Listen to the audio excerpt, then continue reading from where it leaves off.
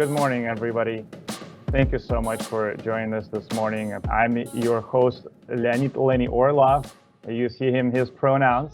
And today we'll be meeting Forrest to learn about Seattle emergency hubs. We'll also get an update on COVID-19 masking guidelines and hear from our partner, the Seattle Public Library. And we do want to invite you all to follow us on social media and especially on YouTube at Aging King County. Become an age-friendly champion. And as we get started, I do want to give an acknowledgement to the land that we're on here at the city of Seattle. We acknowledge that we're on the traditional land of the first people of Seattle, the Duwamish people, past and present. We honor with gratitude the land itself and the Duwamish tribe. Please visit duwamishtribe.org to learn more about the Duwamish people of the inside who are still here and find out how you can get involved. And we thank you very much for that. If we could please go to the next slide. I would like to welcome you to Close to Home, Stories of Health, Tech, and Resilience. It's a platform for Seattle's older adults to connect with community leaders. And it's virtual only for now, created back in April of 2020, likely to be somehow merged with the coffee hours once we go in person and or hybrid. I'd like to introduce my moderators today, whom you may or may not see during the program. Gita Hammam, Meg Wolf, Michael Taylor-Judd, and Jody Wong, and I'm your host, Lenny Orlov again.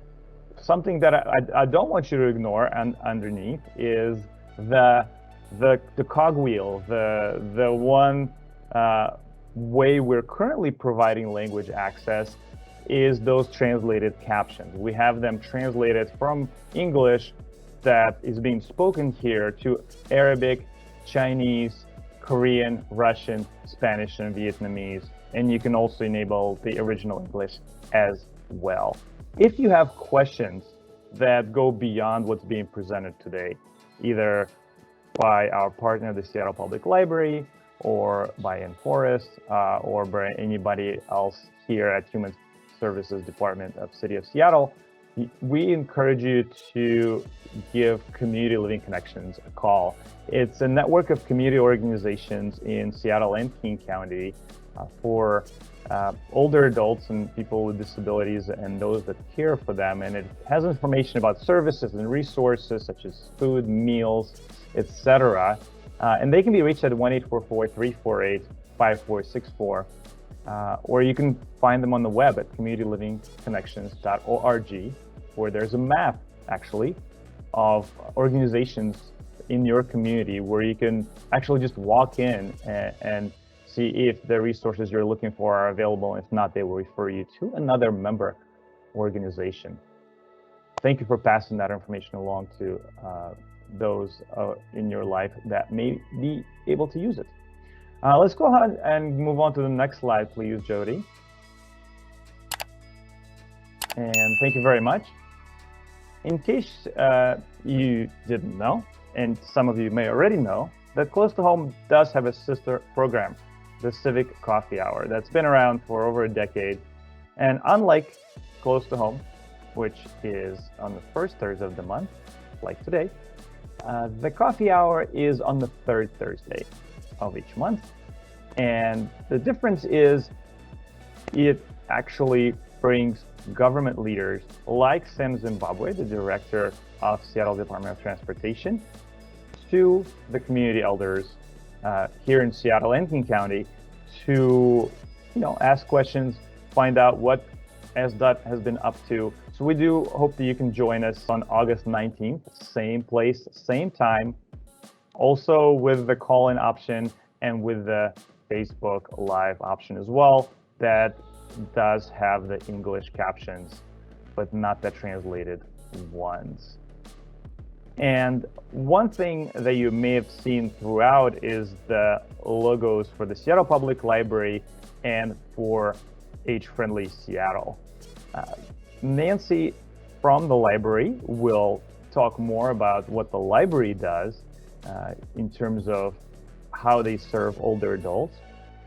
But I'll tell you in probably under a minute what Age Friendly is all about. It's, as I usually say, a worldwide movement. It still is. It's also a United States-wide movement. It's coordinated by the World Health Organization in the world and by AARP here in the United States. And we do have an action plan with AARP Washington that was deposited on our website, and you're welcome to check it out at seattle.gov/age friendly. And as part of this action plan, we're looking at connection, inclusion, and access.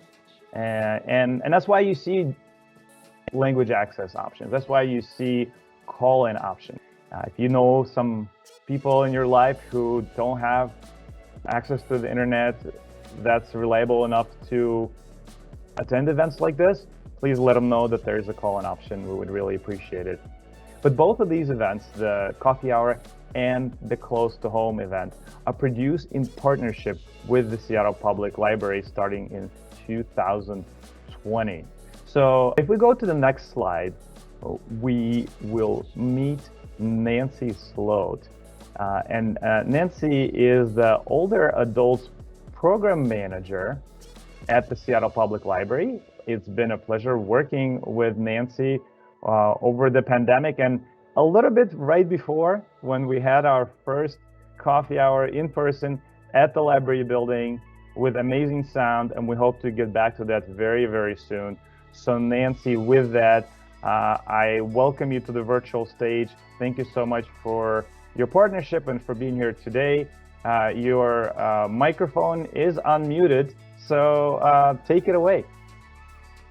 Hi, thanks so much, Lenny, and good morning, everyone. I think I have the best job ever. I work with the library and develop and create programs and services that are age-friendly and are of particular interest to older adults. And I always love being able to give a short update at the Close to Home and the coffee hours on what's happening at the library and how we're reopening. And before I start, I just want to say also how much I appreciate our partnership with Age Friendly and with Seattle Aging and Disability Services. Could I have the next slide, Jody? We are so happy. As of literally this morning, we have 23 branches open. Yay! We did it. 100% capacity, meaning there are no limits on the number of people that can go into the branches other than the fire marshals. And we have book returns 24/7 at those 23 branches. Could I have the next slide? Fremont Library literally just opened yesterday. They're open Wednesday and Saturdays from 10 a.m. to 6 p.m. We do have more limited hours. By the end of August, we hope to have the remaining 4 branches. They're pretty small ones like Wallingford and New Holly. We hope to have those open. We're going to be adding additional hours to the open branches, including evening hours. That'll happen in maybe August and September. We're hiring new staff. We lost a bunch of staff, over 50 positions, the beginning of the year because of the budget cuts, but the city was able to give us back more money so that we could open the branches. And for anybody who's been to Fremont, it's a wonderful Carnegie library. The library system has 6 wonderful old buildings built in the teens and the 20s. Andrew Carnegie, the philanthropist and steel magnate, he built thousands and he financed thousands and thousands of libraries all over the city, all over the country, and also internationally. And our Carnegie branches are on the National Register of Historic Sites. They have those wonderful huge windows, many of them, where you need to use a pole to open them. You might remember that from school. It's wonderful to get fresh air. So enough of the history lesson. Could I have the next slide? So of course, you can do almost anything that you want now that you used to be able to do in the library, including browsing, my favorite thing. Charge your devices, use our computers, get help from the staff. Just sit down and read magazines and newspapers or your own book. And people have been telling us just how nice it is to just be back in the space of the library. And I can really understand that because I go in as a patron too, and I just love the atmosphere of a library. The one thing that's not open are our meeting rooms. You know, all of our branches have free meeting rooms for community members and groups. We're still working out the protocols for that. We need to keep the staff and the public safe. And then one final thing is we still have a mask. People need to wear masks in the buildings, and we're following those public health guidelines. So could I have the next slide? Very important, because we have some more limited hours, is to go to the website that's here on the screen, spl.org/road to reopening, and you will be able to link to all the different branch hours and what's happening on the road to reopening. You can call our quick information. That's 206-386-4636 and talk to a live human being. Or you could do this by email or chat if you like doing connecting with people that way. Could I have the next slide? So I've talked about it a couple of times this summer, but we have a great adult summer reading program. We call it Book Bingo. It's been going for about 7 years. You can get a bingo card. You can print it off the web, or you can get a bingo card in English or in Spanish at a branch. So they're 25 squares, and each square has a different category of book to read. Or you can listen to them. So they're categories like make you laugh, or takes place in an Olympic city, or recommended by a friend. And if you get a bingo, 5 across or down or diagonally, or you go for the blackout, you can get your name into a drawing for some terrific prizes. There's one great grand prize, which is 2 tickets to Arts and Lecture for next year. Seattle Arts and Lecture is our partner on this wonderful book bingo.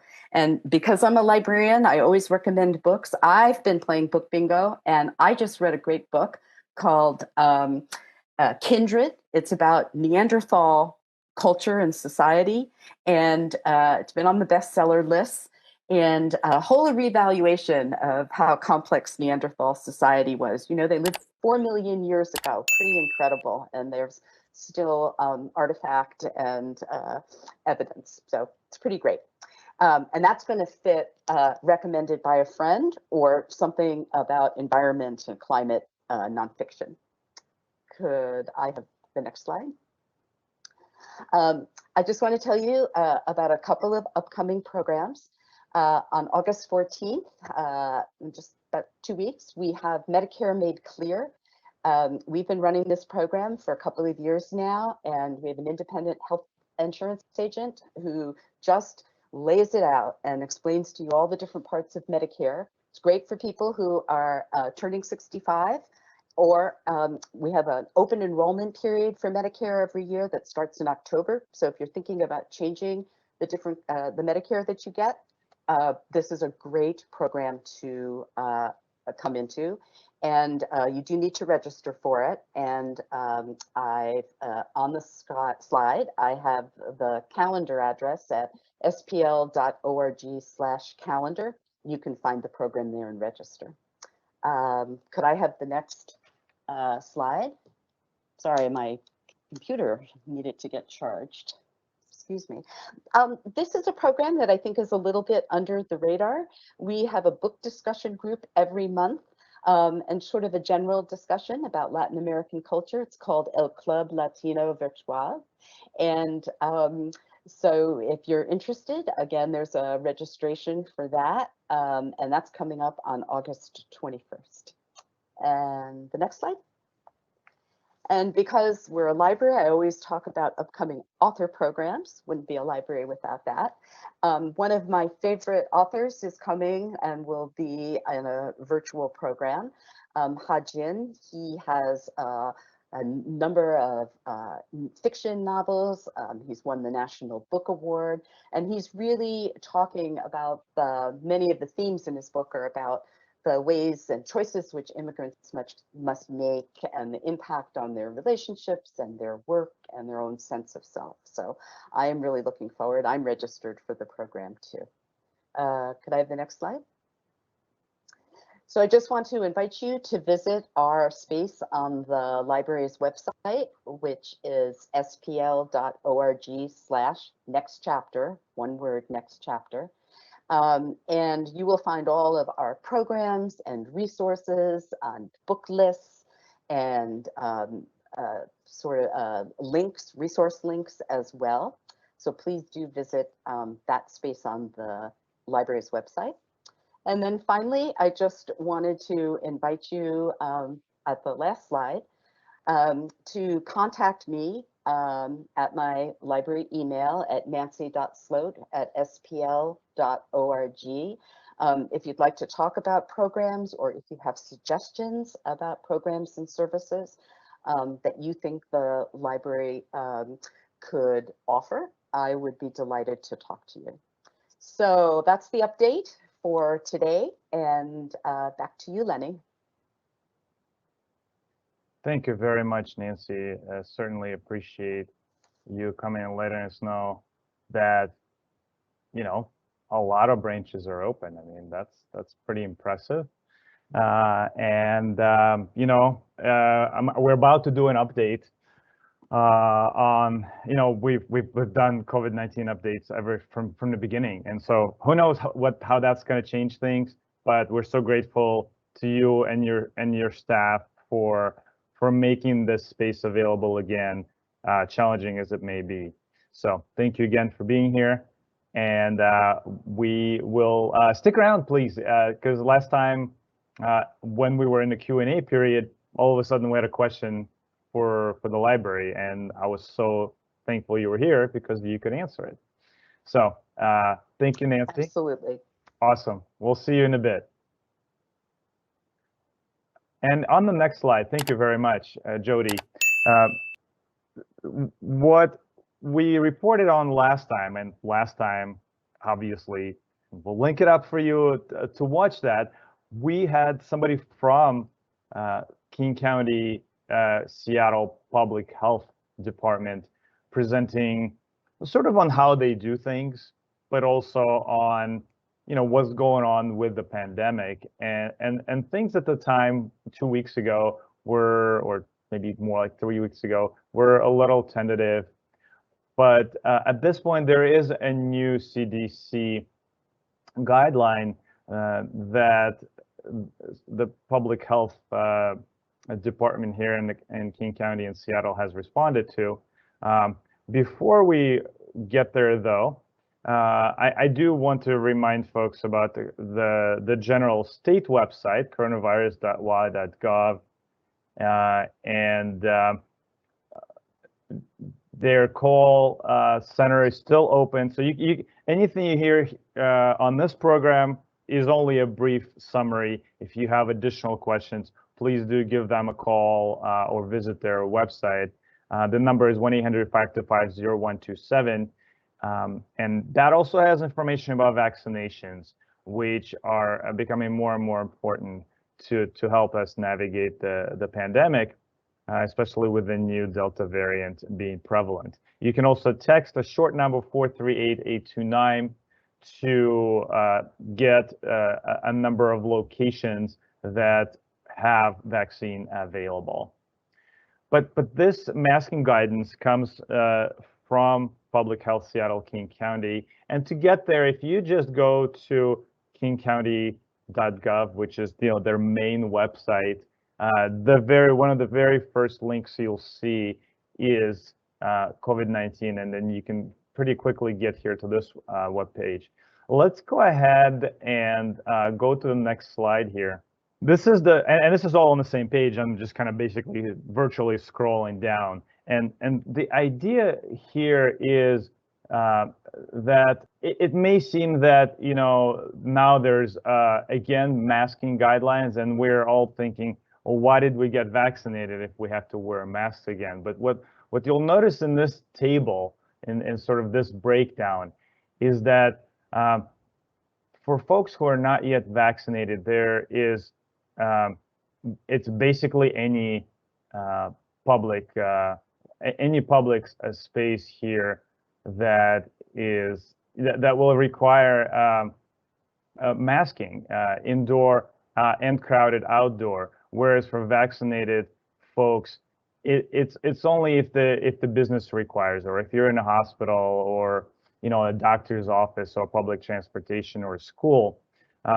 However, this new guideline does recommend that regardless of vaccination status, all of us wear masks indoors in public settings like, grocery stores and other retail places, theaters, entertainment establishments. The sooner we can get more of us vaccinated, the sooner we could probably stop wearing masks. So some changes in the approach, and wanted to pass this along. Please do check out this website. Give Washington State Health hotline a call if you have any questions. And with that, I do want to move us along to our main event, which is,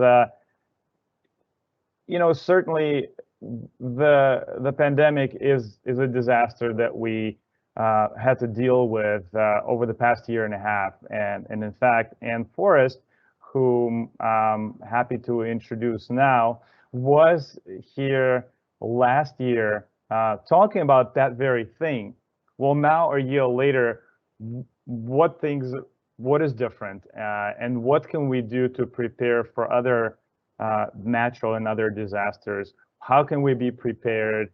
And more updates. So, and without further introduction, and we will, though, put up the link to, it's going to be actually up here, to your previous presentation, in case you don't end up repeating what you said last time. So with that, I'm going to turn it over to you. Thank you so much for coming back to the program, and the stage is all yours.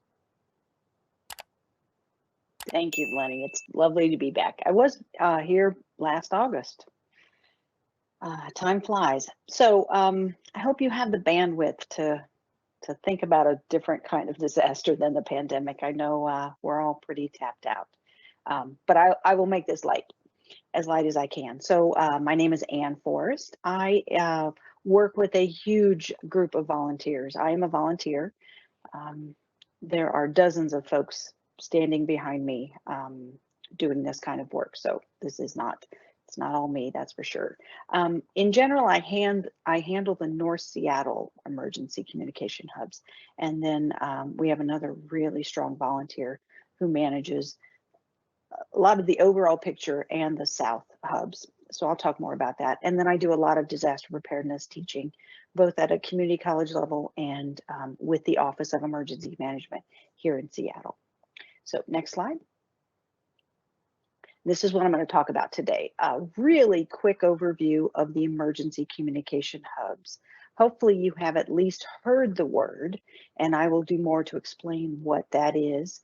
And I will talk about how we fit into the overall recovery plan of Seattle. And then I will talk about upcoming drills. So we actually get out in the field and set up our equipment and we test our system, and we're doing it in a very unique way this year. I'm very excited. And then there's been some amazing changes to the Washington Good Samaritan law that I think everybody really needs to know about. And I am proud to work next to the woman that really, truly spearheaded that effort. And then we'll talk a little bit about older adults and resilience and what we've learned, both what the research shows and then just some anecdotal evidence. And then I'm happy to take questions after that. So next slide. Emergency communication hubs, we're going to go through what the words mean in our name. Emergency, that's kind of a no-brainer. It's a serious, unexpected, and often dangerous situation requiring immediate action. Another word that's similar to emergency is disaster, kind of a catastrophe where your normal response capabilities are overwhelmed. And that's what we're talking about when the hubs come into play, is when the normal emergency system safety net that we have in our society is not sufficient for the task at hand. So communication is the middle word in our name, and that means that our job, the hub's job, is to help communities communicate, both within themselves and with the larger picture, with the city. So we only stand up a hub when communications are down. If you can stay at home and get on the internet and Facebook is running and email's working and your telephone is working, there's no reason for me to stand out in my park in the rain and operate a hub. You have the ability to communicate. The TV's working, you can listen to the radio, you can get information that way. We only stand up when those normal communication lines are down, when cell phones aren't working, the internet's down, your local radio station is able to broadcast maybe sporadically, the TV stations aren't working. So that's when we stand up, when normal communications are down. And then a hub, what is a hub? It doesn't stand for anything. HUB is not short for anything. A hub is just an open area where neighbors will naturally gather after a disaster. And I'll talk more about that in just a second. Next slide. So these open areas where neighbors naturally gather after disaster are all over the city. And the reason these are important is after an earthquake, if you were in a building during an earthquake, hopefully you took cover under a strong table and you were safe. The drop, cover, and hold guidance that you hear everywhere is exactly that. Drop to the ground, find cover, meaning get under a strong piece of furniture that will protect you, and hold on to that piece of furniture so that if it bounces across the floor, you're bouncing across the floor with it.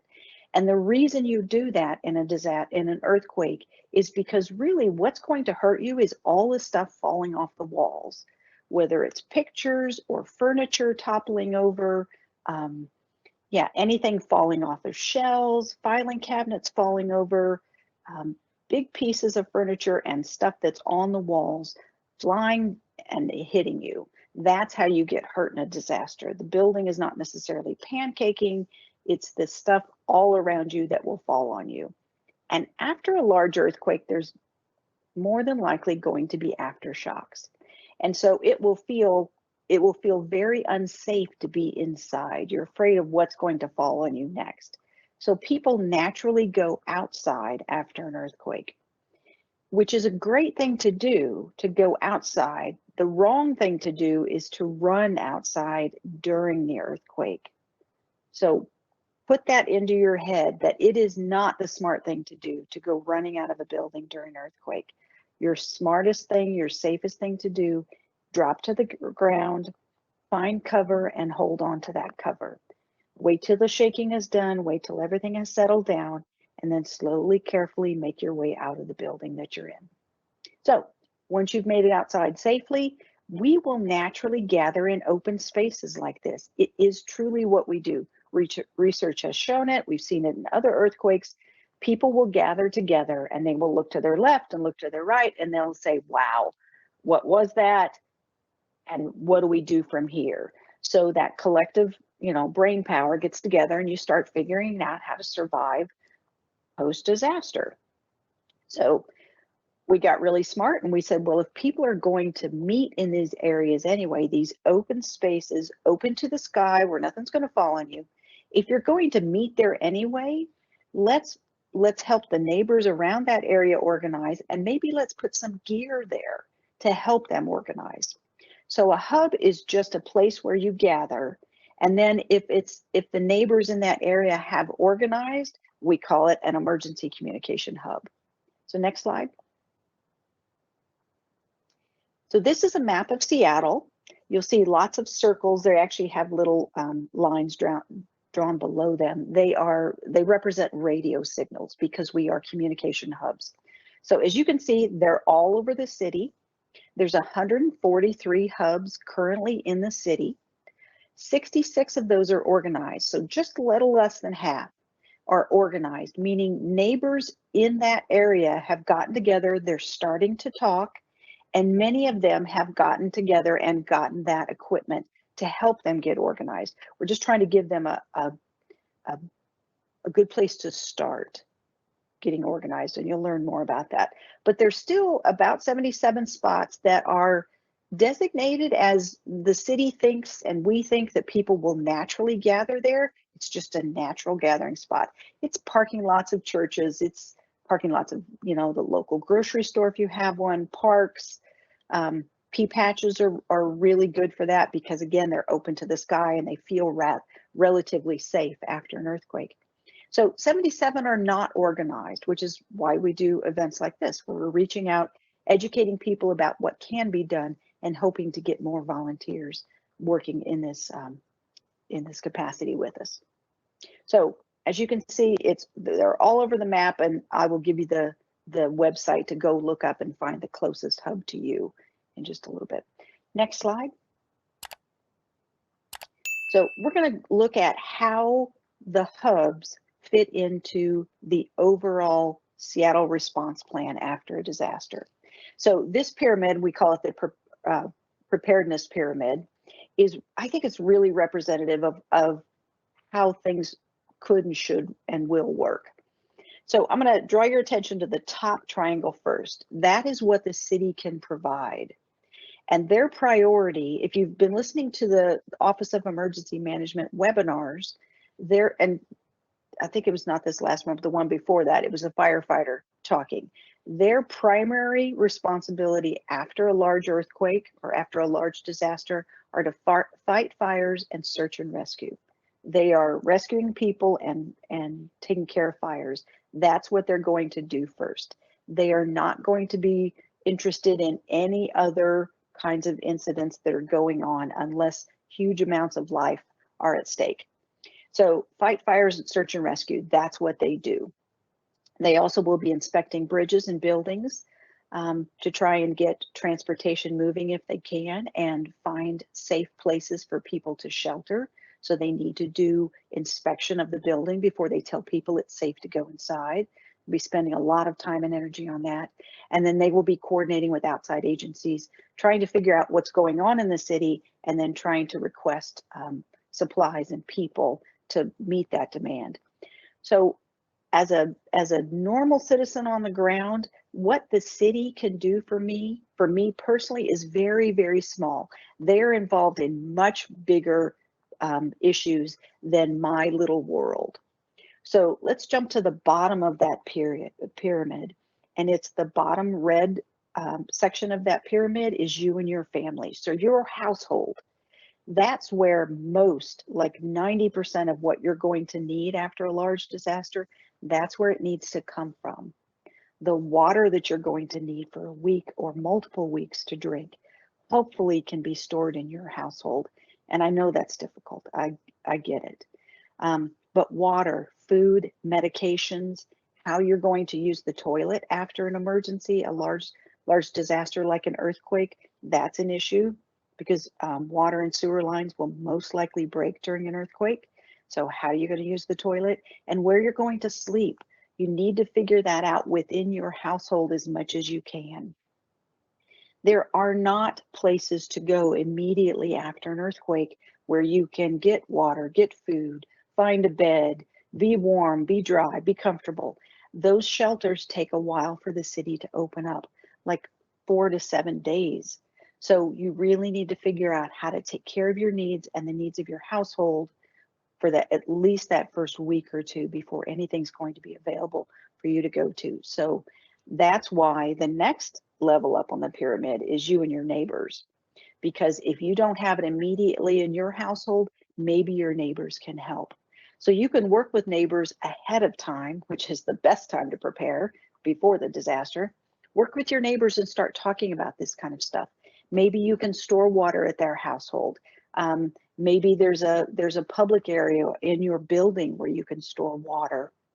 Immediate aid. Maybe you have a nurse or an EMT that lives, 2 floors above you or something like that. Maybe you can get first aid from them. Sharing resources is definitely something that will happen amongst neighbors. And I'm really a big proponent of cooking together. After a disaster, if I don't have electricity in my house, which means I have a stove that's no good to me, I really would enjoy going outside, finding somebody with a barbecue grill, and let's cook a pot of beans or rice or whatever together. So cooking together, I think, will be very, very important and something that neighbors will just naturally do. But if you talk about it ahead of time, it just could be more fun.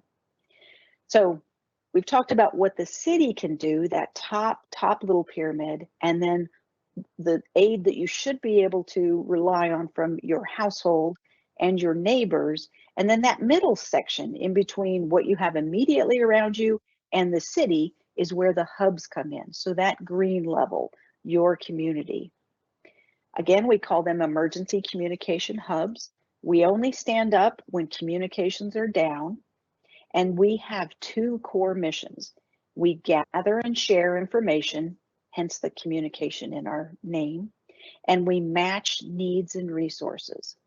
So I'll talk more about those 2 goals in just a second. Next slide.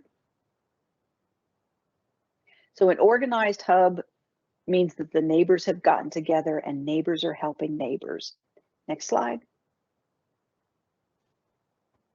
So this is, in general, when I say that we have these organized neighbors have gotten supplies, this is usually what they're in, a box like this, which is normally at construction sites or near parks. You will find rakes or shovels or chalk for ball fields, hard hats, all that kind of stuff. That outdoor play equipment or work equipment is typically what's in these boxes. They're very strong, they're very durable, and they're pretty nondescript. So this is what hubs typically look like when you see them out in the community, but you won't know they're hubs. Most of them are not marked as a hub. They're meant to be very inconspicuous, boring.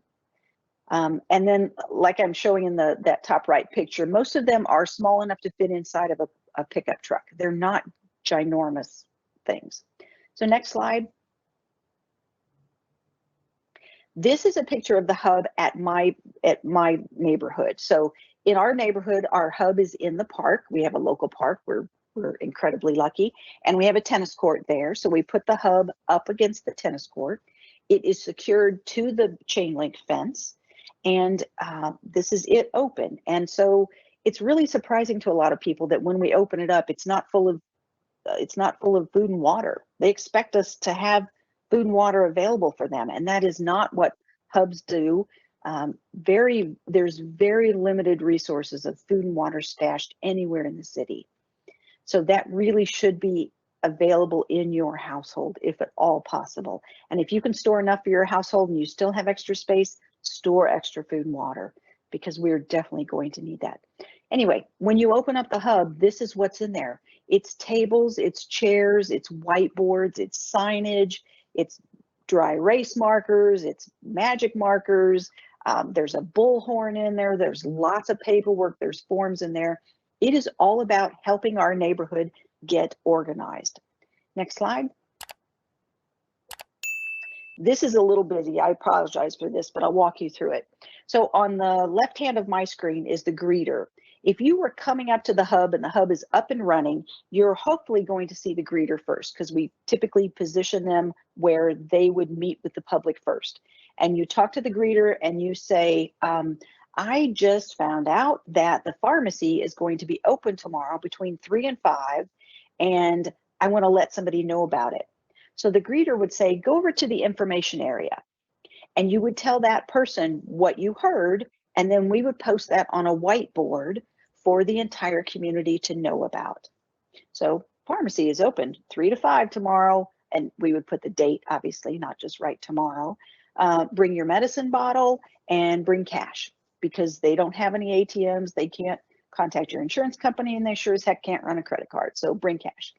That kind of information would be up in that information area. available for the public to see. So that's how we gather and share information. We also, you can't see them because they're off screen, but we also work really closely with ham radio operators. And they're getting information from the city, and they're getting information from other hubs.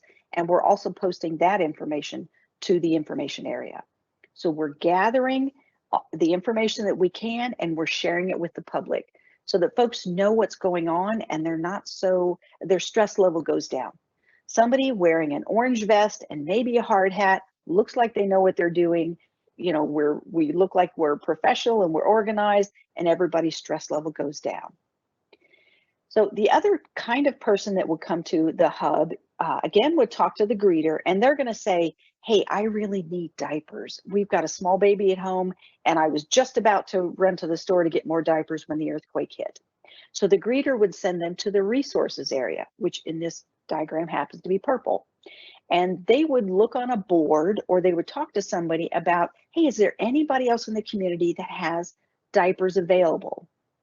And if they don't, if there's no indication that anyone has diapers, they fill out paperwork that says, I need diapers. This is the size, and this is my address. Not my phone number, because you can't text me, the phones are down, but this is my address. If you have diapers, would love to hear from you. And so they go back home, and they're handling things at their household. The next person that walks up to the greeter says, hey, I've got extra diapers. Do you know, does anybody, our kid just outgrew them and I haven't gotten rid of them yet. Does anybody need them? And so the greeter sends them over to the resource area, and they see the piece of paper that says the family 3 streets over needs diapers. And so we've now connected those two families, those two households, the one that needed diapers and the one that has diapers. We're matching them together. And we do that with all kinds of things: diapers, food, a place to sleep, tarps to cover broken chimneys. If there's a water distribution center, we'll post that information. So lots of matching needs and resources. What's out there? What do you need? Let's see if we can make a match. So that's what we do. We gather and share information, and we match needs and resources. So a couple other places, areas in the hub, once they set up, is the volunteer area. We're going to have folks that volunteer. I swept up all the broken glass in my house. Everybody seems to be okay. What can I do? That kind of person that comes up, we send them to the volunteer area, and maybe we've got some jobs for them to do. And then we also have an education area where we have gathered information that we think will be very, very helpful after a disaster, and we've printed it out. So we have it available. There's no looking on Google, 6 hours after an earthquake about what you're supposed to do, or how do you make an emergency toilet, or how much bleach do I put into my water to make it drinkable? All that stuff is not going to be available. So we've tried to think of what's going to be necessary and printed it out ahead of time. So we have it there, and we have it available. And we have somebody hopefully standing by to help you find that information. And then there's a couple other jobs that I won't go into in the hub. If we were fully staffed, fully opened, it takes about 12 people to run the hub, maybe a little more, a little bit less. And then the hub manager down in the bottom left in red, that's the person that just kind of watches the overall flow, make sure that there's no huge bottlenecks, make sure that the area where the hub is open is safe, that it's not, you certainly don't want to open up under power lines or anything like that. So they're trying to create as safe an environment as possible. You're reducing trip hazards. You're trying to monitor the flow. Is there a better way to run things? And then they start thinking about the next shift. Whoever's stepped up and volunteered, and these are all volunteers. A lot of us are trained to work in the different areas, but we have made it so that you can step up and in like 5 minutes be ready to go. We've got a short job description. Hopefully the person that has the job ahead of you kind of gives you some OJT, and you step in and you start doing the job just like they were. And the goal of the hub is not perfection. There's no right or wrong way to do this. There's as many different ways to do this as there are folks in the hub. Our job is to make things better, not make things perfect, but make things better. So I think the stress level is really as low as we can make it. We are not going for perfection. And then back to the hub manager, they just kind of oversee all that. they're looking for volunteers that are really stressed, or neighbors that are really stressed, and trying to help that situation and calm things down. So that was really fast, but that's how the hub runs. We're as organized as we think we can be without being militant. And it's a really interesting place to work. It's a lot of problem solving. People do amazing things. Next slide. So we have upcoming hub drills. Typically, there's 12 to 15 hubs throughout the city that open up on the same day, and we all do small drills all over the city. That's how we've done it in years past. This year, and we weren't able to do it last year because of COVID, but this year we're going to try something different, and I'm really excited about this. I think it'll be very, very fun. We're doing 2 drills on 2 different days, one on the north side, one on the south side, and there's the information. We're waiting on confirmation to do these in the parks, so that's why Maple Leaf Park for the north side has a question mark, and Jefferson Park on the south side has a question mark. We're pretty sure we can do these in the parks, but we're just waiting. So 9 to 1, it's a morning thing, trying to avoid a little bit of the heat. So Saturday, September 18th and Saturday, September 25th are the 2 dates of the drills. So next slide. What we need is you. Our goal this year is to completely overwhelm the hub, to have so many people standing there wanting to talk to the greeter that our system is really pushed to the limits, because we haven't had enough citizen actors to really, really put this thing through its paces. So we need you to show up at these drills and overwhelm our system. That is our goal. We're really focusing this year on folks with access and functional needs. Do we have things in place? Is our staff sensitive enough and smart enough about how to help everyone that shows up to the hub that we can do our mission? So we're looking for folks with access and functional needs. We're looking for non-English speakers. Test us. Walk up to the hub and speak your native language, or the language that you learned secondary to English, and put us through our paces. Make us figure out how to help everybody in our community. And if you're an actor or an aspiring actor and you want to come and be really over the top and dramatic or whatever, we would love that too. So how you can find out more about the hubs is going to seattleemergencyhubs.org, and you will find more information about the system. And very soon, as soon as we get our locations nailed down, you will find more information about the drills. So please think about coming back. Think about engaging during those drills. Next slide. And I put this slide back up again because I want you to have a chance to write it down. Saturday, September 18th, 9 to 1, Maple Leaf Park. Saturday, September 25th, again, 9 to 1, Jefferson Park, near Beacon Hill and the VA. So please put it on your calendar, try and make it out to these hub drills. It will be very, very interesting. If nothing else, you will see how these hubs run. And seriously, we give you a piece of paper when you walk up. And so we give you the script. So all you have to do is walk up to the greeter and read this piece of paper. Or like I said, make up your own crazy scenario. But we make it as easy as possible. And as soon as you walk through the hub, you will understand really, really well how it works and how you'll understand the beauty of the situation. It's really, the only word I could use to describe hubs is elegant. They're amazing. Next slide. So we're going to switch gears. And again, my colleague, strong colleague in this whole hub volunteer world, Cindy Barker, pushed really hard for this Good Samaritan law, got a lot of folks involved, really, really made it happen. And we're so proud and so thrilled that it is now law. Signed into law April 16th, 2021. So it became effective 11 days ago. The difference is the Good Samaritan law we had on the books only protected you if you were giving medical care. So any citizen, any person in the state of Washington could provide medical care and would be protected if you didn't do anything really outrageous, didn't overstep the bounds of your training, but things went wrong anyway, you were protected. And that's great for medical care, but after a large disaster, there's going to be other kinds of care. not just medical.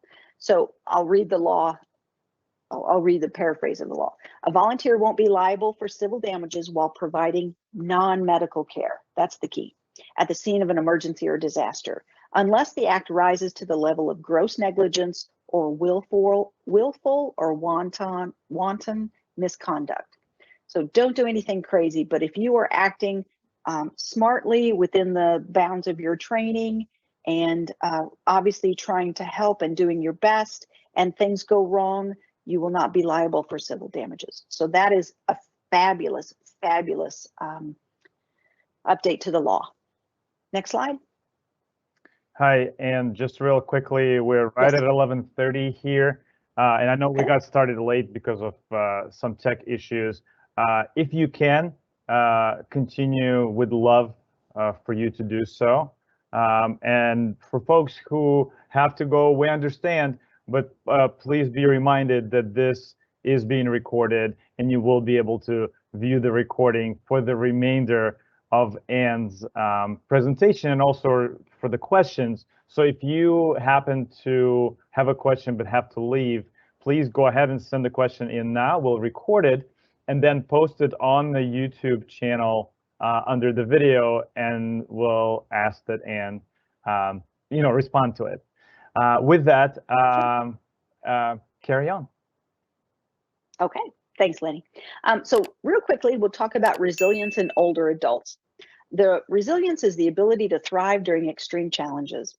And in researching this and thinking about this, it really makes a lot of sense that resilience is a process. It is something you gain over time. With experience, you get more resilient in general. And it's not a personality trait. It's not like being, able to sing or, I don't know, being a good artist or something like that. You're not born with resilience. You gain resilience over time, which makes perfect sense. That's why older adults in general are more resilient. Older adults have shown more resilience towards COVID-19. So that's where a lot of the research that I looked at came from. Next slide, please. So I just read they did a couple surveys sort of early-ish into the pandemic, and this looks terrible. 64% of older adults said they were extremely or moderately worried about the pandemic. Pretty high. 32% reported symptoms of depression. 29% reported serious anxiety. Those numbers sound pretty high, but it was almost double in younger adults. So, older adults were stressed and they were super worried, but they weren't as worried as everybody else, which I thought was really interesting. Next slide. This is what the research found. And this was, again, early in the pandemic. You guys listened. Older adults listened to authorities. Good on you. You protected yourselves and others. You changed how life looked for yourselves, possibly to protect yourselves because older adults are more at risk of the disease than younger adults or kids. But I don't think it was just fear for yourself. I think older adults in general, and I say I feel like I'm bordering on an older adult. I don't know where I stand. I'm 58, so I don't know where that puts me. I'm a young boomer, I guess. But you changed. You went with the flow. You looked at the situation and you said, yeah, I get it. Things have to be different. And you learned how to use Zoom. I know so many people that are so much more connected electronically now than they were before the pandemic. And it's because they had to. So you changed behaviors. Good on the older adults. Next slide. You are very good at safeguarding your well-being. And again, that comes from having lived. You have the experience. You've been through hard times before. You figured out what works for you. Next slide. You're also very good at coping with stress. Again, because you've had it in your lives. If you're young, I have a 19-year-old. I get it. He hasn't been through all that much in his life. He's getting smarter, but he doesn't have the coping skills that I, as his mom, do. So a lot of older adults responding by getting exercise, getting outside. They're altering their routines and they're practicing self-care. So good on you. Next slide. and addressing loneliness. So loneliness is a big, big deal. Everybody is feeling it. It increased during the pandemic, obviously, but older adults didn't see the change, didn't see a big change in their mental health. So they acknowledged that they were lonely, or more lonely than they had been before the pandemic, but it didn't change their mental health that much. They knew how to adapt and how to deal with it. Next slide. So the takeaways from this whole talk is, older adults, we need you now. You are so good and have so much experience and wisdom and the ability to cope that everyone needs. And we're really going to need you in the event of a large disaster. The calm that comes with being older and having lived through crap, that is so important. There is a tendency to think of older adults as vulnerable and weak and fragile. And I look at this and I say, you guys are anything but. You are the rock beds of our communities. You're just smarter. You don't panic as much. So much good stuff. And we need you in the event of a large disaster. We're going to need you to show up at hubs, show up for your neighbors. Yeah, you just have so much to offer. But build those relationships now. There's a saying in the emergency management world that the worst time to exchange business cards is after an earthquake, and that is so true. Get to know your neighbors now. Hopefully, National Night Out was on Tuesday. Hopefully you had a chance to get out and talk with neighbors and exchange contact information. We had some really good little local parties in our neighborhood. We had a bigger turnout for National Night Out on my street than we've ever had. Hopefully you had a chance to do that. And if you didn't, then make them an excuse to get to know your neighbors. Invite folks over for lemonade or whatever. Get to know those neighbors, get to know them now before a disaster. And yeah, get out there and show them how resilient you are, because you truly are. Been so impressed. I'm gonna end it there. I think the next slide is my contact information. There we go. And Forrest, info@seattleemergencyhubs.org. And I am happy to take questions if there are any. Thank you. Thank you very much, Ann, and please stay on the stage for now and stay unmuted. What we have is, we do have a couple of questions there in the online live Q&A. So Gira, if you could please get those ready. Now with that, I am going to invite to the stage Gira Haman, one of our moderators. Hi, Gira. What question came through there online? Hello, thank you, Lenny. And one of the questions that came in was, can you speak more about emergency toilets? I live on the 3rd floor of a large condo building. Should I buy a chemical toilet? Wow, that is a really good question. I think it's a little too involved for right now. I would urge you to contact. Well, okay, couple things. Go online and just do a Google search for twin bucket toilet. There's a way. Yeah, if you can split your pee and your poo into separate containers, which is a little challenging, then you only have to store the poo, and the pee can be thrown out. Not down the sink, not down the toilet, because more than likely the sewer lines are broke. Yeah, Google twin bucket toilet. You can also go to the Seattle's Office of Emergency Management. They have a video there. I can't tell you exactly how to get there, but if you search around, I think you'll be able to get it. And they will show you how to do a version of the twin bucket toilet. It's very challenging when you live in a multifamily household, multifamily building. Yeah. Sorry, I can't get into it. It's a discussion. I think we could have an event of its own just on that, and maybe if there's a demand, we'll have to revisit that.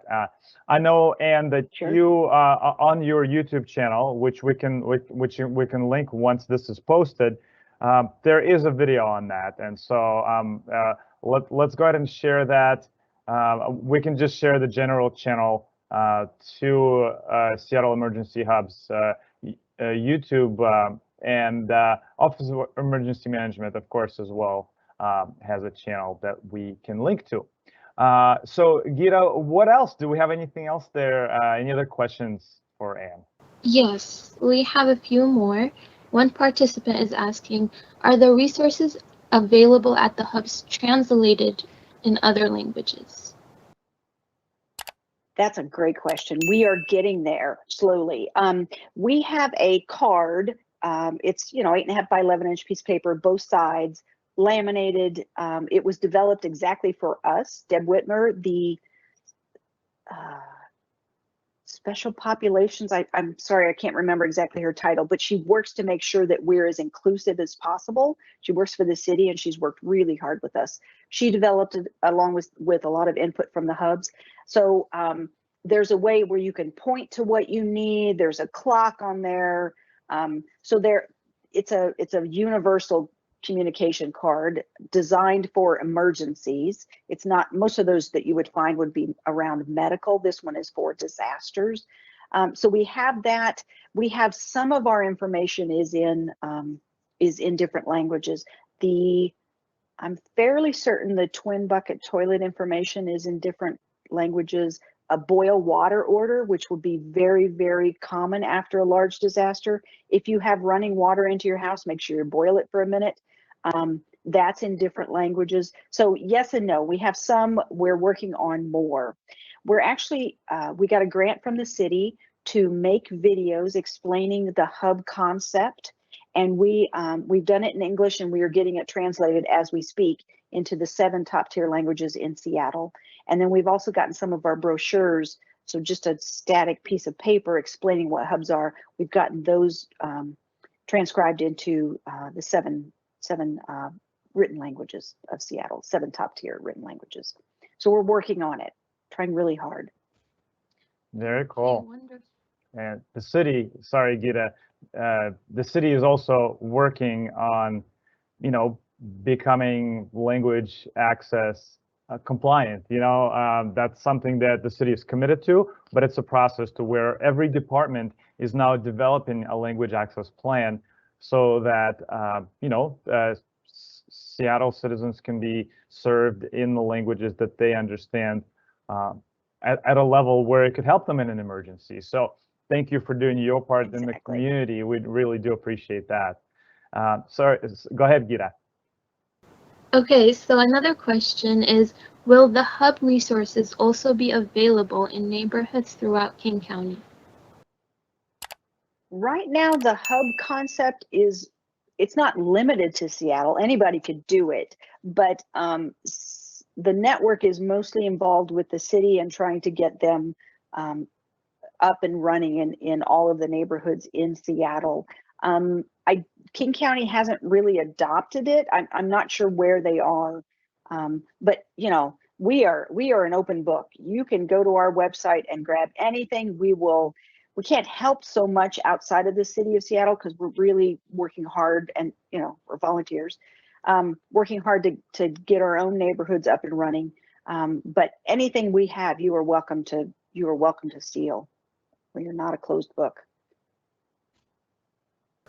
Okay, and another question is, are you required to be CPR certified to volunteer for the hub, or do you have any team members that are CPR certified? And before you answer, Anne, since it's 11:44, let's make this our last question. And as I mentioned earlier, we will capture all of them, get them posted, and then notify Anne to respond. Go ahead, Anne. Sure. No, CPR certification is not a requirement for volunteers. We have no requirements other than you participate. So we are open to all, welcoming of all. We are not, because we are not officially under the city of Seattle, and honestly, we like it that way. It makes us a little bit more flexible, and we don't fall under the rules of being, background checked and all that kind of stuff. So we enjoy flying under the radar. We are deeply integrated into the recovery plan, but we are not controlled by the city. So CPR is great. A lot of us have it because a lot of our volunteers are, either ex-military or retired medical folks or currently working in the medical field. So there's a lot of CPR running around. A lot of us are stop the bleed instructors, but it is not a requirement. So please, if you want to volunteer, just go on our website, find your closest hub and contact the hub captain. And if there is no hub captain yet, it will get punted to either Cindy or I, and we will help you get your neighborhood organized. So we're here to help. Cool. I think that's it for me. Happy to answer more questions after we close. Yeah, totally. Gita, thank you for getting the questions in. We'll leave it there. And thank you so much for being here. As you can tell, there is a lot of interest in this topic. We certainly are, aware of, where we live, so we know things could happen, and we want to be ready as the city. So thank you again for your work. Thank you for being here today, and thank you for answering some questions as they're coming in now, or they might come in later. We'll be sure to let you know when when those are available. And we'll see you later. And Jody, if we could go to the final slide. So save the date slide. So to those of you who have stuck around, thank you so much. I want to invite you to come back next time. But what this is asking you to save the date for is next month's Close to Home, which will happen on the 2nd of September. If you want to find out who the speaker is, we encourage you to follow us on Facebook at Age Friendly Seattle. We always post an event. You can also find it at the same website that you went to, which is bit.ly/agefriendlylive. There is a calendar link there that has our speakers listed as soon as their names become available. So we hope to see you here, same place, same time. If you want to join us on the phone, it would be lovely. If you want to join us online, the same thing. Just a reminder that aging and disability issues can be addressed by Community Living Connections Network. Their number is 1-844-348-5464, and they're at communitylivingconnections.org. So don't hesitate to get in touch with them. We hope that you have enjoyed today's show. Thank you so much for being here today. Hopefully we can continue enjoying the outdoors and the clear air and the cooler temperatures, and maybe we'll get some rain. Who knows? We hope to see you here next time on one of our Age Friendly live shows, and we want to wish you an age friendly day and week. Take care, everybody. Have a good day.